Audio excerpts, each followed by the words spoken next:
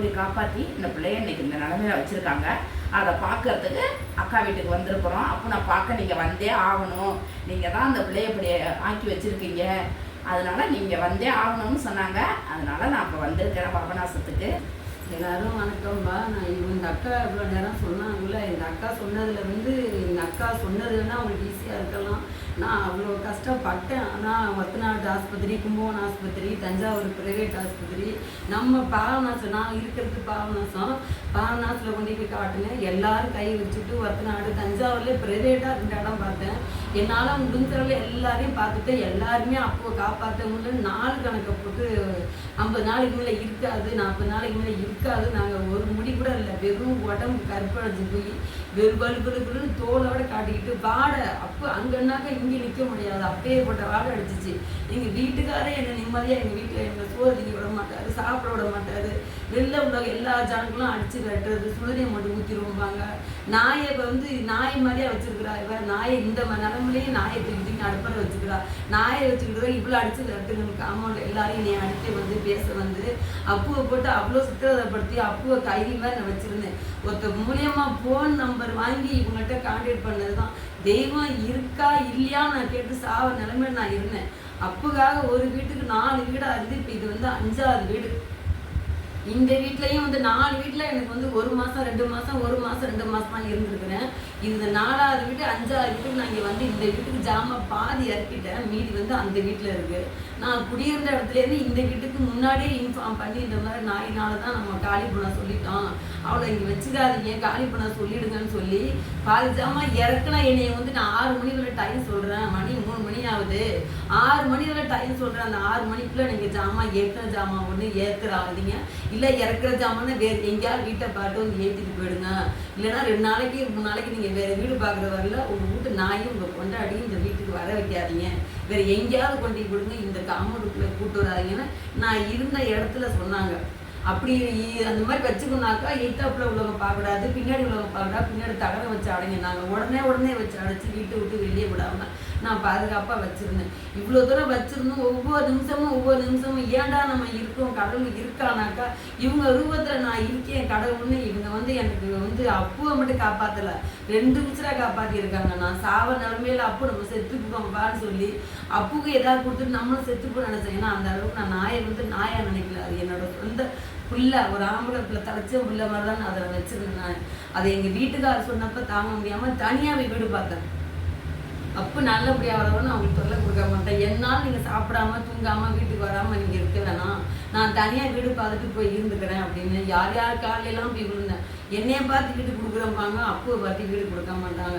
அப்போ நீங்கள் என்ன செய்வீங்க சொல்லுங்கள்? வீட்டில் ஆம்பளை இப்படி, வெளில தெருவில் அப்படி, காம்பவுண்டில் இப்படி, எந்த டாக்டருமே பார்க்கல, எல்லா டாக்டரும் கை வச்சு விட்டாங்க. ஒருத்தநாட்டுக்கு போய் தான் இதுக்கு அதிகமான காரணமே. கும்பகோணத்தில் இருந்தப்பயாவது லைட்டாக இருந்துச்சு, தஞ்சாவூரில் இருந்தப்போ லைட்டாக இருந்துச்சு, ஒருத்தநாட்டுக்கு போய் சுத்தமாகவே போயிடுச்சு. இதுக்கு 2ஆவது மாத்திரையை நான் 3 மாத்திரை போட்டிருக்கிறேன். இவங்களே 2 மாத்திரை வாங்கி கொடுத்துருக்குறாங்க. நான் என்னோட காசுக்கு 1 மாத்திரை வாங்கி போட்டிருக்கேன். இந்த 2 வருஷத்துல அதுக்கு செலவு பண்ண காசு 50,000 செலவு பண்ணியிருக்கேன். நான் பார்த்து ஒரு 10 ரூபா 20 ரூபா செலவு பண்ணா கூட பாக்கி எல்லாம் இவங்க செஞ்சாங்க. எனக்காக புதுக்கோட்டை என்ன தஞ்சாவூர் என்னன்னு எல்லா இடமும் அலைஞ்சி கார் வச்சு ஆட்டோ வச்சு இதை ஒவ்வொரு இடமும் அழைச்சிட்டு போய் எனக்காக அலைஞ்சி ஒவ்வொருத்தையும் டாக்டர்கிட்ட எல்லாம் ஒவ்வொருத்தையும் காட்டி வாடை இல்லாமல் இருக்கணுங்க, முடி மலைக்கணுங்கன்னு சொல்லி ஒன்று செஞ்சாங்க. என்னை தேடி மருந்து கொடுத்துட்டு போவாங்க, என்னை தேடி ஒன்று செஞ்சாங்க. புது பஸ் ஸ்டாண்டு வரல ஒரு ஜீவனுக்கு பார்க்கவே இவ்வளோ கஷ்டம். அவங்க அவ்வளோ ஜீவனுக்கும் யார் செய்கிறாங்களோ செய்ய தெரியாது. ஆனால் அவங்க அந்த ஜீவனை விட என்னோட ஜீவனை தான் அவங்க அதிகமாக நேசித்து என் பிள்ளைய அவங்க சொந்த பிள்ளை மாதிரி என் பிள்ளைய பார்த்தாவே அப்படி அழுவாங்க. ஃபோனில் பார்த்துட்டு ஒரு நாள் கூட ஃபோனில் கேட்காத வார்த்தையே கிடையாது. நல்லா இருக்கா, சாப்பிடுச்சா, எப்படி இருக்குன்னு அன்னன்னைக்கு வீடியோ போட்டு காட்டுவாங்க. இன்னைக்கு அவங்க சொந்த பிள்ளைய நீங்களே உங்கள் பிள்ளைய பாருங்க. 6 மாதமாக அவங்களுக்கு வர முடியல. ஏன்னா அவங்க இருக்கிற இடத்துல அவங்களுக்கு வேற ஏகப்பட்ட பிரச்சனை. எனக்கு ஒன்றுக்கு பிரச்சனைங்கிற மாதிரி அவங்களுக்கு அத்தனை பிள்ளைங்க வச்சுட்டு அவங்க வீட்டில் என்னை விட அதிகமாக கஷ்டத்தை அவங்க அனுபவிக்கிறாங்க. அதையும் மீறி இன்னைக்கு என் பிள்ளைய பார்க்கறதுக்காக இன்னைக்கு வந்திருக்கிறாங்க. இந்த மாதிரி இருந்த பிள்ளைய இப்படி காப்பாத்துறது இவங்க தான். இவங்களால மட்டும்தான் என் உசுரையும் அந்த அப்பு உசுரையும் காப்பாற்ற முடிஞ்சிச்சு. என்ன டாக்டர், என்ன மக்கள் சொல்லுங்க பார்ப்போம். எல்லா டாக்டரும் ஒழுங்கான பார்த்தாக்கா இந்த நிலைமை நான் வந்திருப்பேனா?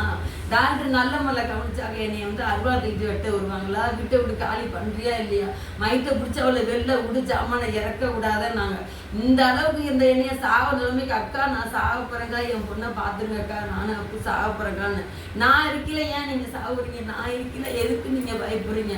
நான் இருக்கேன், கவலைப்படாதுன்னு என்னைக்கு போன வருஷம் பொங்கலுக்கு சொன்னாங்களோ இந்த வருஷம் பொங்கலுக்கு போயிடுச்சு. இந்த நிமிஷம் வரல. அப்போ ஏதாவதுனாக்கா இவங்க தான் செய்கிறாங்க. கடவுள் இருக்கோ இல்லையே எனக்கு தெரியாது, நான் சிலையிலையும் போட்டாலும் தான் பார்க்குறேன். ஆனால் இவங்க ரூபத்தை தான் நான் நேராக பார்த்துருக்கேன். நீங்கள் 1க்கு 2 உசுரை காப்பாற்றி பழைய மாதிரி எங்கள் வீட்டுக்காரரும் இந்த வாயிலாஜோ மேலே அப்படி எரிஞ்சு இருந்தார். இப்போ கூட போட்டு படுத்துருக்கிறாரு.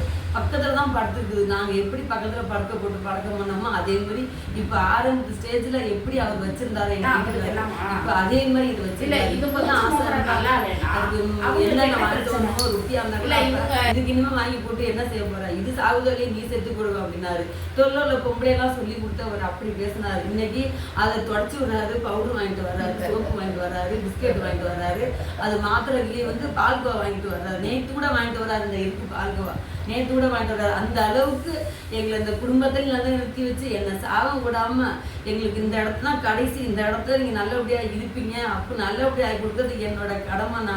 அவங்க சொன்னவங்க காப்பாற்றி இன்னைக்கு நல்லபடியாக்கி 2 உசுரை காப்பாற்றது இல்லாமல் இன்னைக்கு அவங்க பிள்ளைய அவங்க வந்து கண்ணால பார்க்கறதுக்காக இன்னைக்கு வந்திருக்கிறாங்க. ரொம்ப சந்தோஷமா இருந்துச்சு. ரொம்ப எனக்கு அப்படி எப்பா நான் வார்த்தையே கிடையாது. அவனுக்காக அழுத நேரம் இவங்க சாமத்திலாம் வயசுல காடு விடுவாங்க. சாமத்திலாம் நான் அக்கா அழுதுகிட்டே தான் இருப்பாங்க. அப்பா ரொம்ப கஷ்டமா இருக்கும். என் பிரச்சனை ஒரு பங்கில் இருந்தால் இவங்க பிரச்சனை ரொம்ப நான் கவனத்துக்கு கொண்டு வந்து பரவாயில்ல ஓரளவுக்கு வச்சுட்டேன். ஆனால் அவ்வளோ பிரச்சனையை தாண்டி அவன் வந்து நிறைய அவமானப்பட்டிருக்கான். நம்ம பட்டத்தோட அவன் ரொம்ப அவமானம். நாங்களே வச்சுக்கோங்க, நீங்கள் வெளியே விடாதீங்கன்ட்டாங்க. அந்த அளவுக்கு வீட்டுக்குள்ளே ஒன்றுக்கு போய் வெளியே போய் நான் எடுத்துக்கொண்டு போடுவேன். வெளியில் பார்வையிலே வரக்கூடாதுன்னு நாங்கள் பார்க்காத அளவுக்கு வச்சுக்கோங்க. நாங்கள் இது மாதிரிலாம் ஒரு கஷ்டம் சத்தியமாக எனக்குள்ள ஒரு கஷ்டம் இனிமேல் எந்த ஒரு தாய்க்கு வரக்கூடாது. எங்கள் அப்புக்கு வந்த ஒரு நிலைமை இனிமேல் எந்த வாயிலாச்சுகளுக்கும் அந்த மாதிரி வரக்கூடாது. ஏன்னா எனக்கு இன்னைக்கு இவங்க செஞ்சுட்டாங்க. இவங்க யார் மூலியமாவோ நான் நம்பரை வாங்கி நான் பேசுனா பார்த்தேன். இன்னைக்கு இந்த ஒரு உசுரை 2 பேர் உசுரை காவந்து பண்ணி கொடுத்தேன். வாயிலா ஜீவங்கிறத வந்து பார்க்கணுங்கிறது வந்து இவங்க வீட்டில் தான் நான் போய் பார்த்துருக்குறேன். இவங்க வீட்டுக்கு மெடிசன் வாங்க நான் அப்புக்காக நான் போவேன். உங்களுக்கு வர நேரம் கிடைக்கல வந்துடுவாங்க. மித்த நேரம் நான் போவேன். எனக்காக அவங்க வந்து டாக்டர்கிட்ட போய் கன்சல்ட் பண்ணி வாங்கிட்டு வந்து வச்சுருப்பாங்க. நான் வாங்க போவேன். ஒன்று சொந்த பிள்ளை என் பிள்ளை மாதிரி எல்லா பிள்ளையும் என் மேலே ஏற்றி வந்து குதிக்கும். அப்படிலாம் நான் நினைப்பேன். நம்ம புருஷன் வாழ்க்கை என்ன பிள்ளை வாழ்க்கை என்ன இவங்களோடய ஐஸ் போய் நம்ம இருந்துருவோமான்னு கூட நினைப்பேன். ஒவ்வொரு நேரம் நினச்சேன் அப்போ கூட அவங்கள்ட்டே வந்துடவாக்கா, இங்கே எல்லாரையும் நான் அடிக்க வர்றாங்க, எல்லாரும் திட்ட வர்றாங்க, நான் இங்கேயே வந்துடவாக்கான்னு. அவங்க அந்த இடத்துல பட்ட கஷ்டம், அவங்க தெருவில் அங்கே பட்ட கஷ்டத்தில் அவங்க ஒரு இடத்துல இப்போ வீடு கட்டிட்டு இருக்கிறாங்க. அந்த வீடு கட்டுற வரல நீங்கள் எவ்வளோ வேணாலும் கஷ்டத்தை அனுபவிச்சுங்க, எவ்வளோ உதவி பண்ணுமோ நான் செய்கிறேன். அந்த இடத்த கட்டி முடிச்சு நல்லபடியானதுக்கப்புறம் நீங்கள் யாரும் கேட்காதீங்க, யார் என்ன சொன்னாலும் நீங்கள் என் வீட்டுக்கு வாங்க. அப்போ அந்த அளவுக்கு வராது. நான் அப்போ காப்பாற்றுறாங்க. அவங்க சொன்ன வாக்கு செஞ்சுட்டாங்க. இன்னைக்கு நான் நிம்மதியாக அந்த வீட்டில் இருக்கேன், நிம்மதியாக தூங்குறேன், நிம்மதியாக சாப்பிட்றேன். இன்னைக்கு அப்போ பார்த்து நான் சந்தோஷப்படுறேன். 4 மக்கள் அப்போ பார்த்து அப்போ அப்படி உள்ளதா இன்னைக்கு இப்படி இருக்கு, அது வேற இது வேறையான்னு கேட்குற அளவுக்கு ஆக்கிறதுக்காக இன்னைக்கு இந்த அக்காவை இந்தமாரி யாரும் அதுமாரி நோகடிக்காதீங்க. அதுக்கு உணர்வு இருக்கு, எண்ணங்கள் இருக்கு, அதுக்கு தெய்வ சக்தி இருக்கு. கடவுள் சிலைக்கு போய் கோயிலில் போய் சிலைக்கு போய் சக்தி இருக்குன்னு பாலை ஊத்துறதோட இந்த ஜீவன் உயிரோட இருக்கிற ஜீவனுக்கு தான் சக்தி அதிகமாக இருக்கு. தயவு செய்து மக்களே இந்த மாதிரி புண்ணோட முடியில்லாமல் இருந்தால் யாரும் மறுக்காதீங்க. உங்களுக்கு பிடிச்சா அதுக்கு சாப்பாடு கொடுங்க, பிடிக்கலைன்னா விலகி போயிடுங்க. அதனால துன்பப்படுத்தவோ வேதனைப்படுத்தவோ இருந்தீங்கன்னா நம்மளுக்கு விரைவில் ஏதாவது ஒரு சோதனைகளை கடவுளை கொடுத்துருவாரு. அதனால சீன்னு சொல்லக்கூடாது. அது கடவுள் உருவத்தில் கூட இருக்கலாம், அந்த உருவத்தில் கூட கடவுள் வரலாம். தோல் இல்லாமல் முடி இல்லாமல் புண்ணோட புழுவோட கூட வந்து நம்மள்கிட்ட நிற்கலாம். அப்போ சீன்னு சொல்லாதீங்க, அது கடவுள் நிற்குது. சீன்னு சொல்லாதீங்க. நம்ம எவ்வளோ நேரம் ஆகும் நமக்கு நம்ம உடம்புல பிரச்சனை வர. அதனால் மக்களுக்கு நல்லா சொல்ல வேண்டியது என்னன்னா, இந்த மாதிரி அது இருக்கிற குளத்தில் யாரும் திட்டாதீங்க, பேசாதீங்க. தயவு செய்து அதுக்கு உணவு கொடுங்க. அது பசியோடு இருக்கும், அது புண்ணோடு இருக்குன்னு விரட்டாதீங்க. அது எந்த ஒரு நோகம் அடிக்காதீங்க. உங்களுக்கு கையெடுத்து கும்பிட்ற நீங்கள் கோடியாக வாழ்வீங்க. அதுக்கு நோகம் அடிக்காதீங்க அந்த ஜீவனை. அவ்வளோ கஷ்டப்பட்ட அக்கா இவங்க, தெரியுங்களா? அதனால எனக்கு ஒன்று சொல்லணும், ரொம்ப நாளாக காட்டணும், ரொம்ப நாளாக போகணும், இப்படியே இருந்தேன். மனுஷால பார்த்தாவே அது பயந்து அழுவும். மனுஷால அடிக்க வருவாங்களோ, நம்ம சுத்தனியை மட்டும் முத்திடுறாங்களோ, ரொம்ப அடிக்க வர்றாங்களோட்டு அதுவால தூக்கிட்டு கூட ஒரு பொம்பளை வெட்ட வந்து நாயிட்டப்படுத்தா பிள்ளை பத்தான்னு என்ன ஒரு பொம்பளை கேட்டாங்க. நீ அந்த இடத்துல அவளை இருக்க விடாதீங்க. அவ இருந்தா நான் காலி பண்ணுவேன். அவள் நாளைக்குள்ள காலி பண்றாளா பண்ணலையான்னு வீட்டுக்காரனை சொல்லி எனக்கு 8 நாள் டைம் கொடுத்து நான் காலி பண்ணி இந்த வீட்டுக்கு வந்தேன். நான் படாத பாடுபட்டிருக்கேன். மக்களும் சரியா இல்லை, டாக்டருங்களும் சில பேர் சரியா இல்லை. டாக்டருங்க சரியா இருந்தா இந்த மாதிரி வாயில ஜீவனா எந்த ஒரு புயலையும் இவங்களை கஷ்டப்பட்டு இருக்காது. இவங்கள்ட்ட பழகிதான் ஒரு வாயிலா ஜீவனுக்கு ஒரு ரொட்டியை போடவும் சாப்பாடை போடவும் அந்த ஒரு மனிதாபிமானம் பாச குணம் வருது. நம்ம எனக்கு வந்து எங்கேயாவது நான் செஞ்சா கூட யாராவது எனக்கு திட்டினாலும் நான் பொருட்படுத்துறது இல்லை. நான் போய் செய்யறேன். இவங்கள்ட்ட சேர இவங்கள்ட்ட பேச எனக்கு வாயிலா ஜீவன் மேல வந்து அதிக ஆசை பசம்லாம் எனக்கு வருது. அப்போ வந்து காப்பாற்றணும் இவங்க தானேங்கிறதுக்காக இல்லை, இவங்கள்ட்ட பேச நமக்கு வாயிலா ஜீவன் மேலதான் நமக்கு இப்போ அதிக பாசம் வருது. குடும்பத்தை விட எனக்கு இப்போ இங்கே தான் லைஃப் அதிகமாக இருக்குது. அந்த அளவுக்கு இவங்க நேரடியாக நான் போய் இவங்க வீட்டில் பார்த்தப்ப நான் எல்லாத்தையும் பார்த்தேன். இவங்களோ இவங்க பிள்ளைங்களோ தான் வாழ்க்கையில் இவங்களுக்கு பிறகு தான் வாரிசு தான் எல்லாத்தையும் பார்க்க போகுது. அதுக்கு எந்த ஒரு ஆசை கல்யாணம் கூட தேவையில்லை. எனக்கு என் பிள்ளைங்க தான் முக்கியம், என் பிள்ளைகளுக்கு இந்த பிள்ளைங்க தான் முக்கியம் அப்படின்னு அந்த பிள்ளைய வாயாலே சொல்லுவோம். அந்த அளவுக்கு அந்த வாயிலா ஜீவனுக்காக அந்த குடும்பமே வந்து ஐக்கியம் ஆயிடுச்சு. இன்னைக்கு இந்த ஒரு ஜீவனுக்காக இந்தவங்க நான் கஷ்டப்படுறது மாதிரி அவங்க 300 பிள்ளைகளை வச்சுக்கிட்டு அவ்வளோ கஷ்டப்படுறாங்க தெருவில். இதில் மக்கள் வந்து சரியா இருந்தாக்கா இந்த மாதிரி வாயிலா ஜீவன் தெரு மூளைக்கு கஷ்டப்படாது. பார்க்க இடமெல்லாம் நின்று அடிக்கிறாங்க, குடியிருக்க இடமெல்லாம் அடிச்சு காட்டுறாங்க. சில டாக்டர் பண்ற வைத்தியம் சரியா இல்லை. அந்த புதுக்கோட்டை டாக்டர் வந்து என்னோட அப்புவை வந்து இவங்க மூலியமா காப்பாற்றி கொடுத்தாங்க. சார் அவங்க எத்தனை ஆயுசுக்கு பண்ணாலும் அவங்க நல்லபடியா இருக்கணும், 100 ஆண்டுக்கு அவங்க நல்லபடியா வாழணும். கடைசியிலேக்கா என்னைக்கு அந்த டாக்டர்கிட்ட வந்து அப்புவை பத்தி ஃபர்ஸ்ட் வீடியோல தான் காட்டி மெடிசன் வாங்கி கொடுத்தாங்க. இன்னி வேலை அவர் நேரா பார்க்கல. ஆனா நேரா கொண்டு போய் காட்டின டாக்டர் எல்லாம் டைம் போட சொன்னாங்க. அவங்களே வாயில வச்சுக்குவாங்க, மூக்குல வச்சுக்குவாங்க, தொட்டு கூட பார்க்க விட மாட்டாங்க, என்ன கூட கிட்ட நிக்க விட மாட்டாங்க. ஆனா ஒரு வீடியோல பார்த்து இதை என்ன நேரடியா பார்க்கல, வீடியோல பார்த்தா இதை இந்த அளவுக்கு ஆக்கியிருக்காரு, பழைய நிலைமைக்கு ஆளாக்கியிருக்காருனாக்கா அந்த புண்ணியம் நல்லா இருக்கணும். அந்த டாக்டருக்கு ஆயுசு கெட்டி 100 ஆண்டுக்கு அவர் நல்லபடியா இருக்கணும். அவர் என் அப்புவை காப்பாத்தின மாதிரி நான் உலகத்துல எத்தனையோ ஜீவன் அவர் காப்பாற்ற அவருக்கு வந்து நல்ல ஆயுசை கொடுக்கணும் கடவுளே. அவர் பிள்ளைங்க குட்டிங்க எல்லாம் நல்லா இருக்கணும். இந்த மாதிரி ஒரு வைத்தியம் பார்த்து இந்த பிள்ளைய தேவலையே ஆக்கணும் டாக்டரே இந்த பையன் மட்டும்தான். அவர் பையன்னு சொல்றதா, தம்பின்னு சொல்றதா, டாக்டர்னு சொல்றதா, சாருன்னு சொல்றதான்னு தெரியல.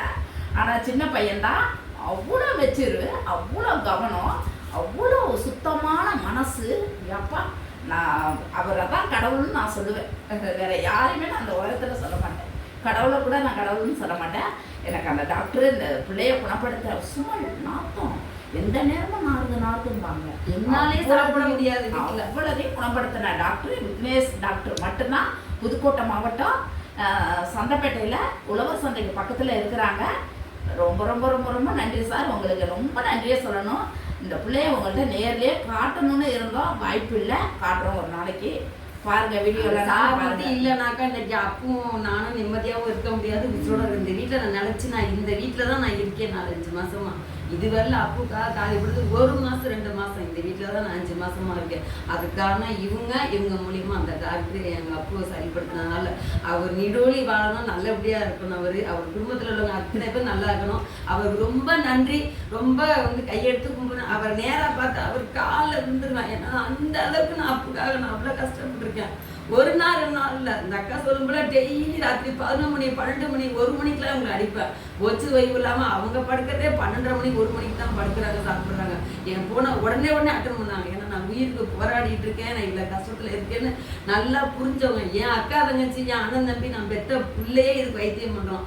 அவன் கூட எனக்கு செய்யலை. நான் கட்டின புருஷன் கூட வீட்டை விட்டு வெளியே போன வெளில வரட்டி விட்டாரு, வெள்ளத்துக்கு தாப்பா போட்டு விட்டாரு. இன்னைக்கு இந்த அளவுக்கு நான் நினச்சி சந்தோஷமா இருக்கேனாக்கா அதுக்கு இந்த அக்காவும் அந்த டாக்டரும் தான் அது காரணம்.